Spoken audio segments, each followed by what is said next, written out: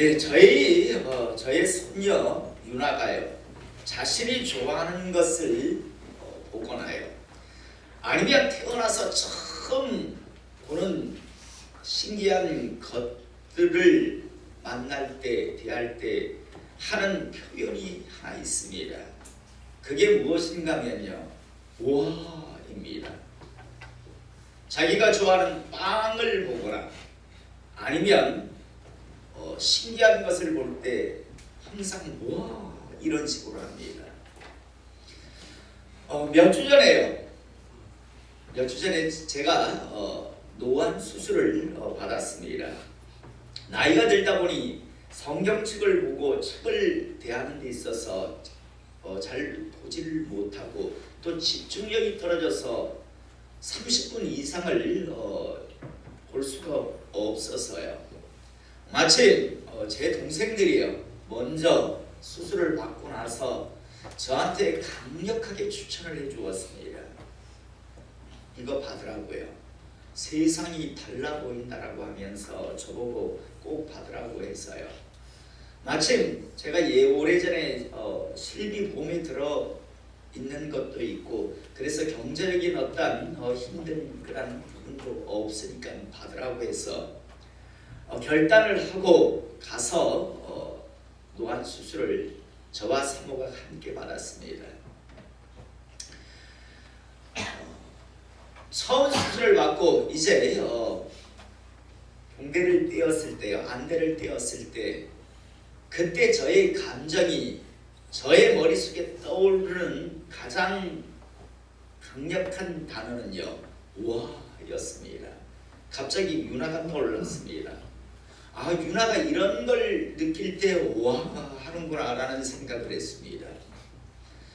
정말요, 제가 43년을 안경을 꼈었습니다. 그리고 나중에 고도 근시까지 가서요, 제가 항상 염려하고 걱정하는 게 하나 있는데, 나중에 환란의 때까지 제가 혹시나 이 땅에 산다면, 왜 우리 어떤 환란 영화 이런 거 재난 영화를 보면 안경 쓴 사람이 안경을 떨어뜨리면 왜 더듬더듬 거리잖아요. 뭐 그 환란의 때 어디 가서 뭐 안경을 맞추겠습니까? 완전히 이제 산 죽은 목숨이 되는 건데, 제가 딱 그런 상황이 될 것 같다라는 그런 어떤 염려가 있었습니다. 부끄러운 말이지만요, 저는 여기서 저 시계가 안 보였습니다. 아니, 시계가 있다라는 것을 모를 정도로요, 그 정도 고도 근시였습니다.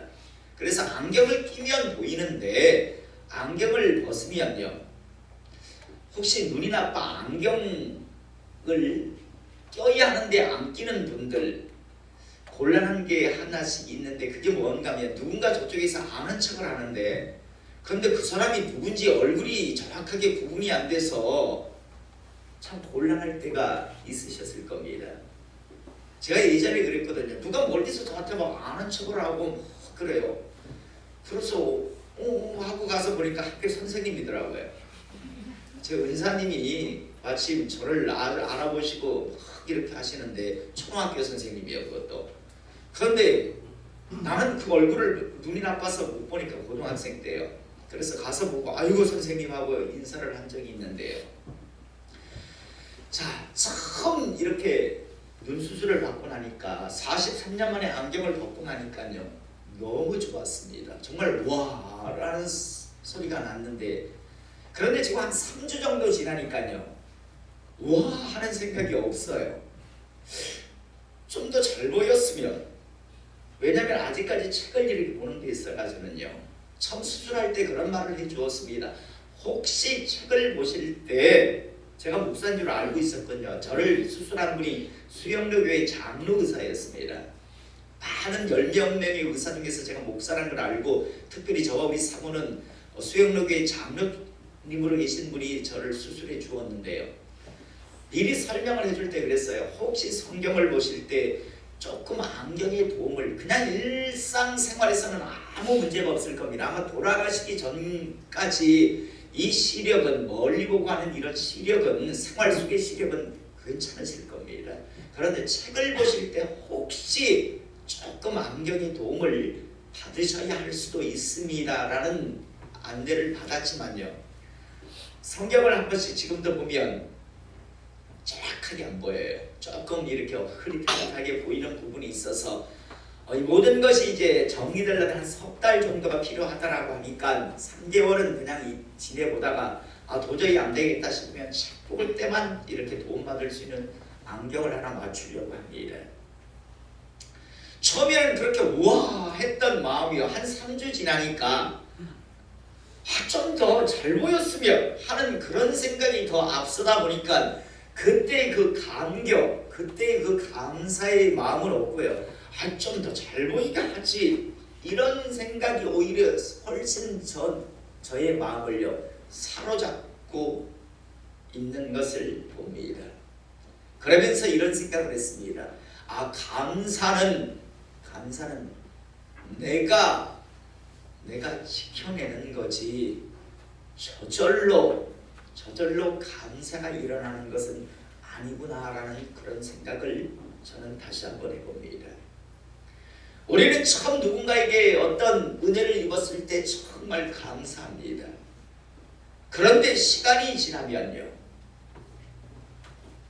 금세 그 감사의 마음은 온데간데 없고 없는 것에 대한 원망, 불평의 마음으로 가득 차기 때문에 훨씬 더 행복한 삶을 살 수 있음에도 불구하고 행복한 인생보다는 스스로 불행한 삶을 자초하는 경우가 많습니다. 저는 오늘 이 시간 2020년 추수감사주일을 맞이하여서 다시 한번 하나님께서 지금까지 베풀어 주신 그런 하나님의 은혜에 진심으로 감사하시는 저와 우리 성도님들이 될 수 있기를 이 시간 축복합니다. 혹시 이런 분이 계실지 모르겠습니다. 아무리 그래도 난 2020년에 별로 그렇게 감사할 게 없다라고 혹시 생각하시는 분이 있을지 모르겠습니다.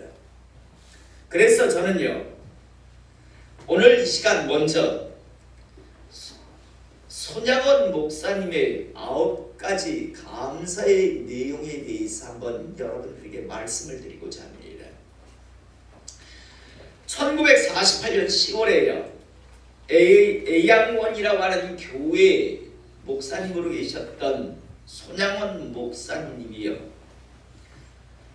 잠시 다른 교회 부흥회를 인도하러 간 사이에 빨치산 공산주의자들이 이 애양원 교회에 들어닥쳐서요, 첫째 아들 동인과 둘째 아들 동신을요 살해를 하는 사건이 발생을 합니다. 왜냐하면 이 첫째 아들 동인과 동신 이 두 아들은요, 당시 큰아들 동인은 순천 사범학교, 요즘으로 말하면 거의 대학교 수준이고요, 둘째 아들 동신은 매산학교라고 지금의 중학교 수준입니다. 이 학교를 다녔는데 이 두 아들이요, 학교를 다니면서 예수 그리스도의 복음을 전했고, 나아가 예수 그리스도의 복음을 전하면 공산주의의 허상을 말할 수밖에 없었습니다. 그러다 보니까 공산주의자들 입장에서 벼르고 있었습니다. 저 동인과 동신이라고 하는 저 손양원 두 아들을 반드시 손을 봐야 되겠구나라는 생각을 했는데요, 그래도 공산주의자들이요, 어린 동신은 놔두고 동인만 데리고 가서 죽이려고 했습니다. 그런데 큰 형이죠, 동신이라고 하는 둘째 아들 입장에서는 큰 형을 죽이려고 막 끌고 가니까 이 둘째 동신이요 달려가서, 형은 우리 집 맞습니다, 차라리 날 죽여달라고, 형을 살려주고 제발 날 죽여달라고 메어달리는 바람에요, 결국에는 둘 다 죽임을 당합니다. 자, 부흥회를 인도하고 있다가 이 소식을 전해듣고요, 이 손양원 목사님이 정말 얼마나 천천병력 같은 그런 소식이었겠습니까? 놀라서 달려갔고요, 결국 1948년 10월 27일 아침에 여수에 있는 애양원 교회에서 이 두 아들의 장례식이 거행됐는데, 이 장례식 때 손양원 목사님이요 9가지 감사, 하나님께 감사를 낭독을 합니다.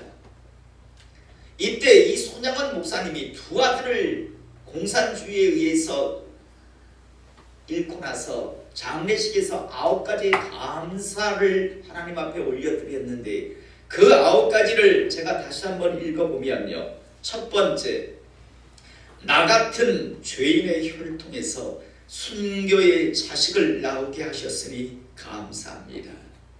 둘째는 허다한 많은 성도들 중에 이런 보배들을 주께서 하필 내게 자식으로 맡겨주셨으니 감사합니다. 셋째, 삼남 삼녀 중에서도 가장 아름다운 두 아들 장자와 차자를 바치게 된 것에 감사합니다. 넷째, 한 아들의 순교도 귀하다 하거늘 하물며 두 아들이 순교하게 됨을 하나님께 감사합니다.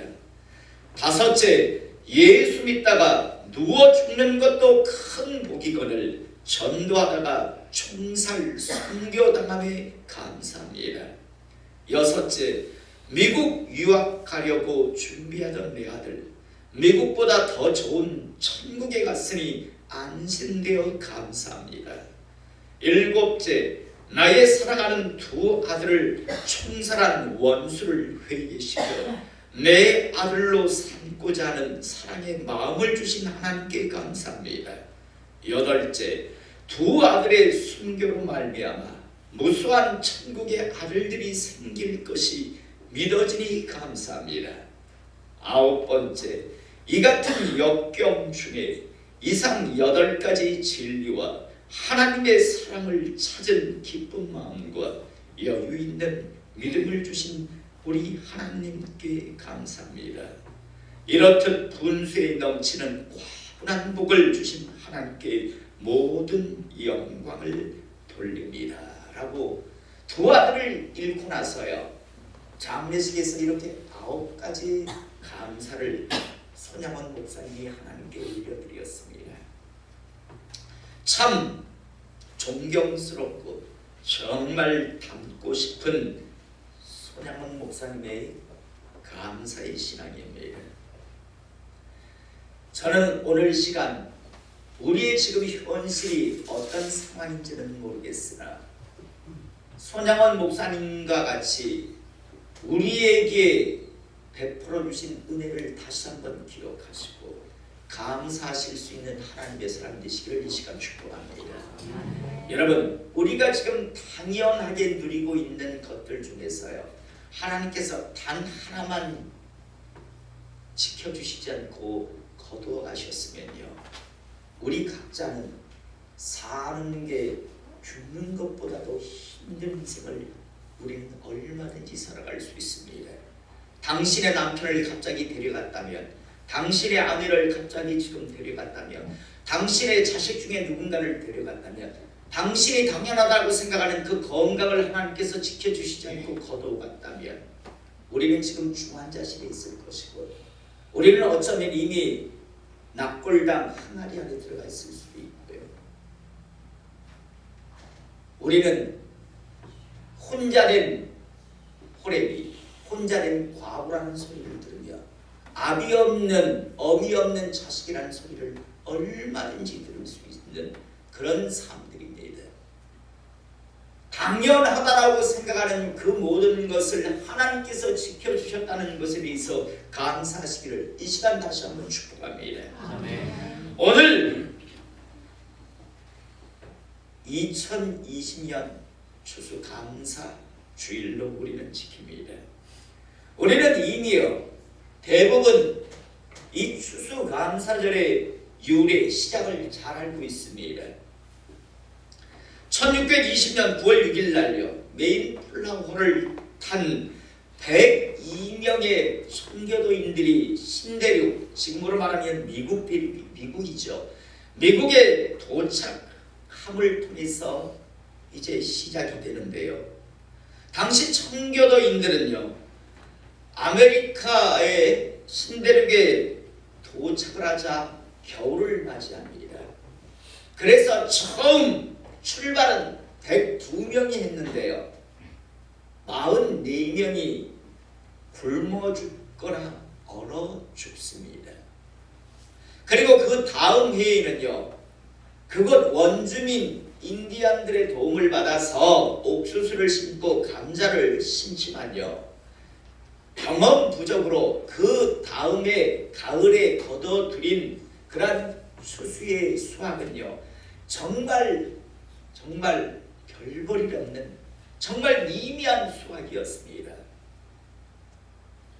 최악의 지금 상황이고, 둘러보면 어떤 감사의 거리도 존재하지 않는 것 같았습니다. 그런데 이 미미한 이 수확물을 하나님 앞에 드리며 그들이 하나님 앞에 예배드리는 것이 바로 최초의 추수감사절입니다. 사랑하는 성도 여러분, 어떻게 자신들이 처한 현실이 최악의 상황이었음에도 불구하고 그들은 하나님께 감사하며 하나님께 예배를 드릴 수 있었을까요? 분명 그들이 지금 직면한 상황은요, 참으로 힘들었습니다. 그리고 앞으로의 그런 삶도 그렇게 희망적으로 보이지 않았습니다. 그런데 그들은 하나님 앞에요, 감사의 예배를 드립니다. 여러분, 그들은 어떻게 이렇게 할 수 있었을까요? 우리 같으면 우리가 무슨 놀자고 왔나? 우리가 무슨 재미있으려고 왔나? 정말 하나님을 향한 믿음 신앙 가지고 이곳까지 왔는데 왜 우리에게 이런 고난이 찾아왔을까라며 원망 불평할 것 같은데, 그런데 그들은 하나님 앞에 추수감사 예배를 드렸습니다. 사랑하는 성도 여러분, 그들이 이렇게 할 수 있었던 이유는요, 무엇이었는가 하면, 비록 현실은 비록 어렵고 힘들었지만 그들에게는 분명한 하나님 안에서의 희망과 하나님 안에서의 누리는 기대가 있었기 때문입니다. 저는 오늘 이 시간 이곳에서 예배드리는 우리 성도님들에게 하나님 안에서 이 희망과 이 기대가 여러분들에게 있기를, 그리고 나아가 이런 감사가 함께 있기를 이 시간 축복합니다. 그들이 이 최악의 상황에서도 감사의 예배를 드릴 수 있었던 첫 번째 이유는요, 그들은 앞으로 그 어떤 누구의 방해도 받지 않고 하나님께 마음껏 제대로 된 예배를 드릴 수 있다는 것에 대한 감사가 있었기 때문입니다. 여러분, 그들이 메이플라워를 타고요, 그 미지의 땅 신대륙을 향해 달려갔던 건요, 당시 영국의 국교도였던 성공회가요, 완전히 부패되었었기 때문입니다. 그들은요, 정말 제대로 된 예배를 드리고 싶었습니다. 그들은 더 이상 예배를 드린다라고 하면서 예배 아닌 것에 장난질 치는 것을 역겨워했습니다. 그들은 한마디로 더 이상 교인 노름, 신앙 노름을 하고 싶지 않았습니다. 그래서 그들은 정말 제대로 된 하나님께 예배드리고 싶다라는 그런 열망과 갈망을 가지고 그들은 작은 배 메인플라워를 구입해서 102명이 생사를 걸고요, 신대륙을 향해서 달려나갔던 겁니다. 지금 그들의 눈앞에는 정말 미미한 수확물이 있었지만, 그러나 그들 마음속에는 뜨거움이 있었습니다. 이제 마음껏 하나님 앞에 예배드릴 수 있다. 이제 정말 하나님을 향해서 하나님께서 기뻐하시는 예배를 드릴 수 있다라고 하는 그런 감격과 그런 기쁨이 그들에게 있었습니다. 그래서 우리는 잘 알고 있지 않습니까? 그들은 마을을 지을 때 가장 좋은 자리에 교회를 먼저 지었습니다. 왜? 그들의 목적, 그들이 이 신대륙에 온 목적이 바로 하나님을 제대로 섬기겠다라고 하는 그 신앙이 가장 중요했기 때문에, 그것이 첫 번째 이유였기 때문입니다. 그래서 미국은요, 항상 마을을 지을 때 가장 좋은 자리, 누구나 쉽게 찾아갈 수 있는 최적의 장소에다가 교회를 먼저 지었습니다. 그리고 그 옆에 학교를 짓고 그 다음에 자신들이 살 집들을 짓기 시작했습니다. 또 그들은 학교에서 공부를 할 때도 초, 중, 고, 대학교가 다 마찬가지였습니다. 수업을 하다가 항상 시간을 정해놓고 다들 모여서 하나님 앞에 예배를 드렸습니다. 이것이 바로 미국의 힘이었고, 미국이 가장 세상에서 영향력 있는 국가로 발전하는 데서의 원동력이었습니다. 그런데 이걸 흔들어 놓은 저주의 가문이 있습니다. 그게 바로 케네디 가문입니다. 케네디가 대통령 된 이후에 이 예배 드리는 것을 다 폐해버렸습니다. 학교에서 예배 드리는 걸. 그래서 지금도 미국 사람들은 이야기하잖아요. 미국 사람들 중에서 최고의 저주의 가문하면 케네디 가문을 이야기합니다. 한때 정말 수재로 가득했던 가문이었지만요, 다 비극적인 최후들을 맞이합니다. 그게 우연이 아닙니다. 하나님의 살아계신 증거에 필요하지요.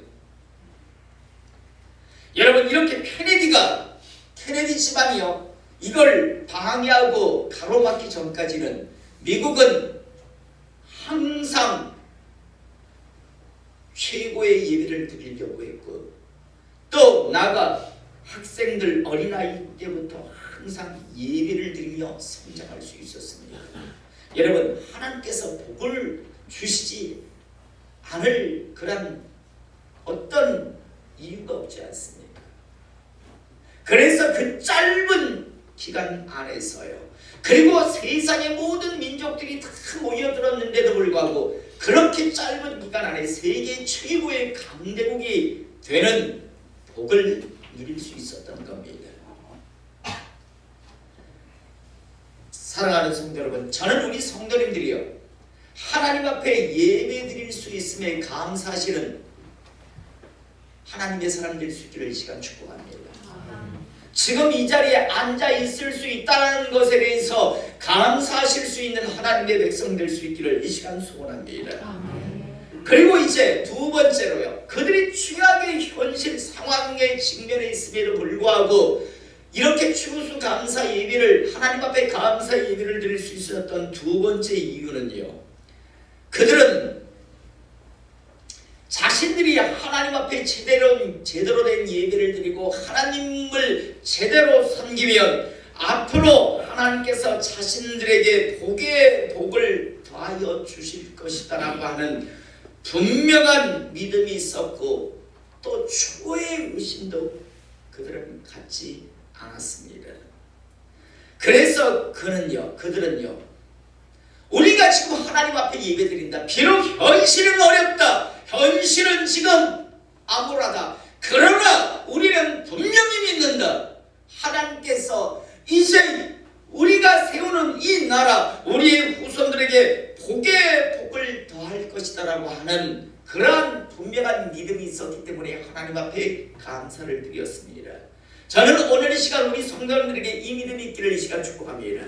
여러분, 하나님을 제대로 믿으시기를 원합니다. 하나님 앞에 제대로 된 예배를 우리가 드릴 수 있기를 원합니다. 그리고 의심하지 마십시오. 여러분들이 지금 현재 처한 상황이 마치 암흑가프, 안개로 가득한 인생 같지만 반드시 복의 복을 더하실 것이다 라고 하는 확실한 그 믿음, 그냥 스스로 쇠뇌하는 것이 아니라 살아계신 하나님께서 여러분들에게 역사하실 것이다 라는 그 믿음을 여러분들이 갖고 기대하시기를 이 시간 축복합니다. 최악의 상황에서도 하나님 앞에 이들이 감사 예배를 드릴 수 있었던 두 번째 이유는요, 하나님께서 우리에게 복을 다하실 것이다라고 하는 분명한 믿음이 있었기 때문입니다. 그 다음 마지막으로 세 번째, 최악의 상황에서도 하나님 앞에 그들이 추수감사 예배를 드릴 수 있었던 이유는요, 그들에게는 이 땅에 비록 살아가지만 그들의 최종의 목적, 삶은요, 하나님 나라에 그들은 있었기 때문입니다. 여러분 생각해 보십시오. 102명 중에 44명이 죽었습니다. 그것도 비참하게 얼어 죽었습니다. 굶어 죽었습니다. 여러분 102명 중에 44명이면 거의 45% 정도가 되는데요, 이 중에 부모도 있었을 것이고요, 이 중에 자식도 잃은 사람이 있을 것이고, 이 중에는 신앙의 동료도 잃은 사람이 있었을 것입니다. 그렇다면 불행해하고 두려워해야 하고 불평을 해야 하는데도 불구하고 지금 감사를 할 수 있었다는 건 그들에게는 하나님 나라에 대한 분명한 믿음이 있었기 때문입니다. 비록 신앙을 찾아 이곳에 달려오다 44명이 사랑하는 이들을 잃었지만 이들은 그냥 죽은 것이 아니라 하나님을 향한 열심을 가지고 달려왔기 때문에 그들은 분명 하나님 나라에 갔을 것이라는 소망이 있었고, 자신들 또한 비록 암울한 삶이 눈앞에 있지만 그러나 하나님께서 부르신다면 하나님 나라에 분명히 간다라고 하는 그 믿음이 그들에게 있었던 것입니다. 먼저 간 사랑하는 이들도 하나님 나라에 갔고 자신들도 하나님 나라에 간다라고 하는 분명한 믿음이 그들에게 있었기 때문에, 그래서 현실은 최악의 상황일진 모르겠으나 그들은 하나님 앞에 감사할 수 있었습니다. 저는 이들이 드렸던 이 감사의 이유가 우리의 이유가 될 수 있기를 이 시간 축복합니다. 오늘 이 자리에 있다라는 이 사실만으로 하나님 앞에 감사할 수 있기를 원합니다. 나아가 하나님께서 앞으로 복의 복을 다하실 것이다라고 하는 것에 대해서 감사가 있기를 원합니다. 더 나아가 언젠가 반드시 우리의 인생의 종말 이후에는 하나님 나라에 간다라고 하는 사실에 대한 그 기쁨과 그 감격으로 인해서 오늘 이 시간 이 추수감사들을 통해서 다시 한번 현실을 뛰어넘는 하나님을 향한 감사가 우리 모두에게 있기를 이 시간 축복합니다. 오늘 지금 저희가 읽은 본문 말씀은요, 하나님께서 이제 모세를 통해서 이스라엘 백성이 지금 가나안 땅에 들어갑니다. 우리는 잘 알고 있습니다. 그들은 별볼일 없는 노예 족속에 불과했었습니다. 하나님께서 은혜를 베풀어 주시지 아니하였으면 그냥 평생 노예로 살아갈 인생들이었습니다. 그런데 하나님께서 은혜를 주셔서 모세를 지도자 삼아서 그들을 하나님의 능력으로 인도해냈습니다. 여러분, 비록 현실이 먹을 것이 없고 마실 물이 없다 할지라도 그들은 자유를 얻었잖아요. 그렇다면 감사하며 하나님 앞에 막 찬양을 올릴 것 같은데 불과 나온 지 얼마 안 돼서 원망하기 시작하고 불평하기 시작합니다. 하나님께서는요, 지금 이제 출애굽의 2세대들입니다. 1세대들은 결국 원망 불평하다가 감사를 잃어버린 인생을 살다 결국은 믿음 없음 때문에 결국 다 사그러지고요. 믿음의 2세대를 지금 가나안 땅에 여호수아를 붙들어 들어가게 하시려고 하는데 그 직전에 지금 하나님께서 말씀하시는 겁니다. 너희들 가나안 땅에 들어가서 이 절기를 지키라고 말씀합니다. 그것이 바로 오늘 본문의 말씀인데 13절에 보면 너희 타작마당과 포도주 틀에 소출을 거두어 드린 후에, 다시 말해서 너희가 가나안 땅에 들어가서 이제 농사를 지어서 추수를 마친 이후에 이래 동안 초막절을 지킬 것이요 라고 말씀합니다. 자, 여러분, 초막절은 다른 말로 무슨 말입니까? 장막절, 또 다른 말로는 수장절. 창고에 수확물을 들여놓았다라고 해서 수장절이라고도 하고요. 초막, 광야로 나가서 들풀, 나무들을 잘라서 운막을 지었다 해서 초막을 지었다 해서 초막절이라고도 하고, 또 있는 사람들은 장막을 가지고 나가서 지었기 때문에 장막절이라고도 합니다. 다 같은 날입니다. 장막절, 초막절, 수장절 다 같은 그런 날입니다. 7월 15일이었습니다. 그리고 이제 하나님 앞에 예배를, 이 절기를 지키라고 합니다. 그러면서 14절, 절기를 지킬 때에는 너와 내 자녀와 노비와 내 성중에 관한 레위인과 객과 고아와 가부가 함께 즐거워하되, 다 함께 즐거워하라고 이야기합니다.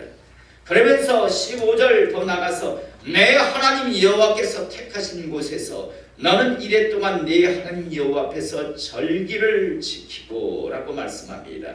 자, 이 15절의 말씀을 간단하게 말씀드리자면요, 하나님께서는 너희들은 모든 수확물을 창고에 들인 이후에 초막이나 장막을 가지고 광야로 나가서 7일 동안 거하라. 그러면서 아침 저녁으로는 또 예배를, 하나님 앞에 제사를 드려야 했었습니다.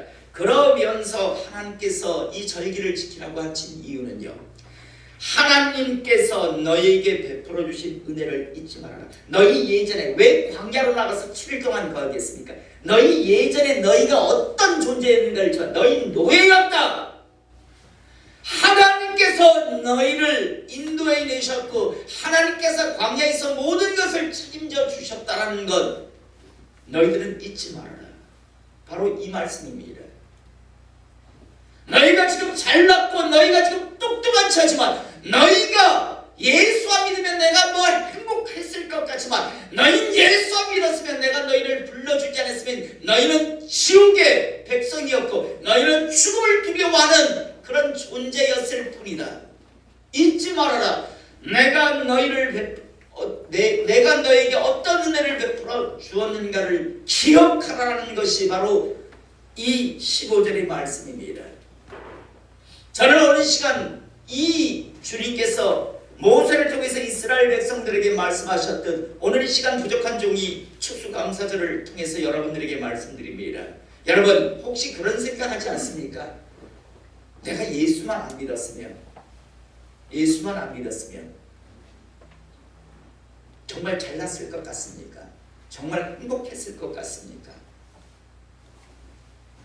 여러분, 이 시간 하나님께서 여러분을 불러주신 것에 대해서 감사하실 수 있기를 원합니다. 나가, 내 아내가, 내 남편이 지금 함께 예수를 믿을 수 있다는 것에 대해서 또 감사하실 수 있기를 원합니다. 어떤 사람은요, 내 남편이, 내 아내가 예수를 믿었으면 얼마나 좋을까라고 하는, 그게 기도의 제목인 사람도 있단 말입니다.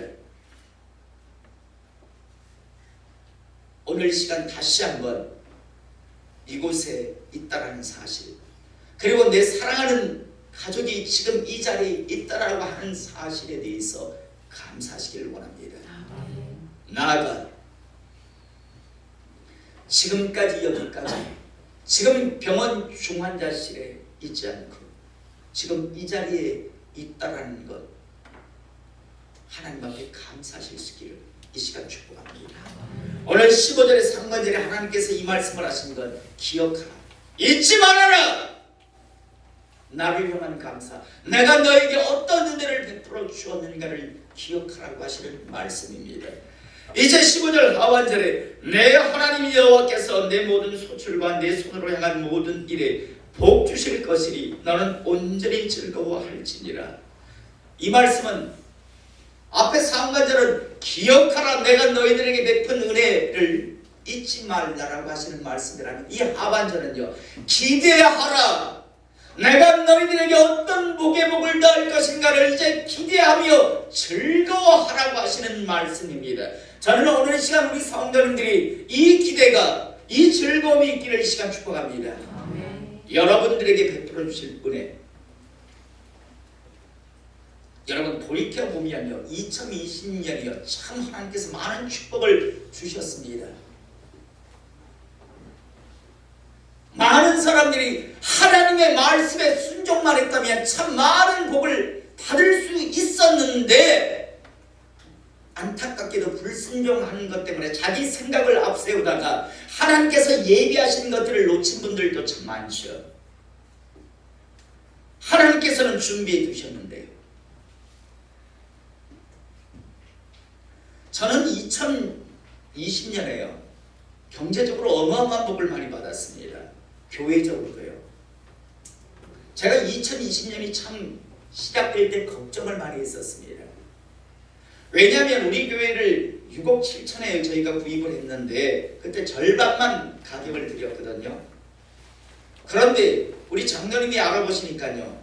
3년 만에 우리 교회가 12억이 되어 있더라고요. 6억 7천에 구입을 했는데 12억이 되어 있어요. 교회적으로 얼마나 큰 하나님의 축복을 받았습니까? 전에도 말씀드렸지만 하나님이 은혜 안에서 이쪽으로 이사 왔더니 100일 만에 거의 지금 내놓은 시세로 보니까 거의 100일에 1억을 집값이 올랐어요. 여러분 여기 있는 분들 중에서 이사할 수 있는 기회가 있었잖아요. 이사하겠다고 기도했잖아요. 그런데 정작 팔리고 나니까 다들 엉뚱한 생각들을 하시고 다른 판단을 하셨잖아요. 하나님께서 기회를 주셨고 팔리게 하셨는데 저는 그것도 못 모르고 여기서 기도하고 있었어요. 그런데 팔리고 나니까 다른 판단들을 하시는 걸 보면서 왜 저러시지? 그런 생각. 하나님께서 주시고자 하시고 계시는데 여러분 저는 우리 성도님들이요 하나님을 인생의 우선에 두시기를 이 시간 축복합니다. 제가 무슨 부동산을 공부했겠습니까? 제가 어디 가서 무슨 노동기를 했겠습니까? 저는 하나님의 일을 했을 뿐이에요. 그런데 그렇게 주시더라고요. 저 노안수술요 했습니다. 400만 원입니다. 보험비 얼마? 800만 원 해가지고 수술하고 나니까 400만 원을 나한테 더 주더라고요. 우리 사모님도 400만 원 수술비 다 나왔습니다. 그리고 예전에 못 모르는 게 보험 들어놨던 게 있어요. 한 10,000원인가 20,000원씩 들었는데 그래서 한 20만 원 나오겠다라고 생각했거든요. 300만 원 주더라고요. 저희들 부부는 1,600만 원짜리 수술하고 700만 원을 보험회사에서 주더라고요. 뭘 우리가 무슨 계산한 것도 아니었어요. 그냥 했는데 하고 나니까 막 그렇게 주세요. 그 정도 가지고 그러십니까? 저는 근데 그래 하나님께서 이렇게 그냥 주시는구나. 여러분 제가 무슨 아둥바둥 해가지고 사례비 받아가지고 거기서 조금씩 저축해가지고 그런 인생을 살지 않았어요. 어젯밤에 저희 사모가 그래요. 여보 내일 추수감사헌금하게 헌금 좀 빌려주세요. 그래서 얼마 빌려줄까 하니까 50만 원이요 그러더라고요. 하나님께서요 하나님 위주로 사시기 바랍니다. 전 남은 생에 그래 살 겁니다. 그리고 제 죽는 순간요 전 절대 후회 안 하고 싶습니다. 내가 왜 그때 그렇게 되도 않는 그런 엉뚱한 생각을 했을까라고 그런 인생 살고 싶지 않습니다. 최소한 부족했지만 하나님 아시지요. 그래도 최선 다했습니다. 연약했습니다. 어떨 때는 성질머리가 못돼서 누굴 상처 줄 수는 있었겠지만 하나님 그러나 중심은 절대 하나님 중심이었습니다. 목사로 살고 싶었고 노력했습니다라고 그렇게 죽고 싶습니다. 제 마지막 순간이 저는 여러분들에게도 그런 마음이 있기를 이 시간 축복합니다. 내가 어미로는 실패했을지 모르지만 내가 하나님의 사랑으로 실패 안 했노라고 최선을 다했노라고 이제 그래서 준비했기 때문에 혼자 가는 길이지만 그 죽음의 그 길이 결코 외롭지도 두렵지도 공포스럽지도 않기를 이 시간 축복합니다. 오늘 2020년 추수감사주일입니다. 심지 않은 사람은 거두지 못합니다. 여러분 뿌리지 않아야 했는데 거두는 법칙이 어디 있습니까? 뿌려놓고 방치했는데 많은 수확을 기대한다라는 것, 그거 어리석은 것 아닙니까? 뿌렸으면 몸부림치며 아침 저녁으로 관리해야 하듯이 우리의 신앙 역시도 관리했어야죠. 뿌리기만 하고 방치하니까 거두는 게 없을 수 있습니다. 나아가 마지막으로 반드시 뿌린 대로 거두게 되어 있습니다. 콩을 심어놓고 팥을 기대하지 마십시오. 옥수수를 심었는데 감자가 열릴 확률이 없잖아요. 다시 한번 이제 남은 생애를 살아가시며 뿌린 대로 거둡니다. 뿌린 만큼 거둡니다. 나아가 뿌렸으면 반드시 관리해야 합니다. 2020년을 이렇게 이제 마지막 우리가 추수감사를 통해서 또 한번 우리가 2020년에 그런 지나온 삶을 점검하는데, 저는 이제 다가올 2021년, 2022년 그 남은 기간이 얼마가 될지 모르겠으나 그 다가오는 내년의 추수감사절 때는 하나님 앞에 풍요의 그런 감사의 예배를 드릴 수 있기를 저는 이 시간 축복합니다. 하나님은 제대로만 하나님 앞에 예배드리고 제대로 하나님의 사람으로 살기만 한다면 여러분들은 얼마든지 기대하셔도 됩니다. 얼마든지 소망하셔도 됩니다. 여러분들의 남은 생에 하나님의 꿈으로 가득 찰 겁니다. 영혼의 때 또한 결코 두렵지 아니하실 겁니다. 반드시 혼자 가시겠지만 그 가는 길이 절대 무섭지 않고 두렵지 않을 겁니다. 왜? 이 땅에서 준비하셨기 때문에. 우리 모두 이 추수감사절을 통해서 하나님께서 기억하라, 잊지 말아라, 내가 너희들에게 베풀어 준 것, 나아가 이제 기대하라 라고 하시는 이 말씀을 붙들고 이 말씀이 여러분들 삶에 이루어지기 위해서 이제 어떻게 살아갈 것인가 꼭 마음판에 새기시고 남은 생애를 승리하실 수 있기를 이 시간 축복합니다. 기도하겠습니다.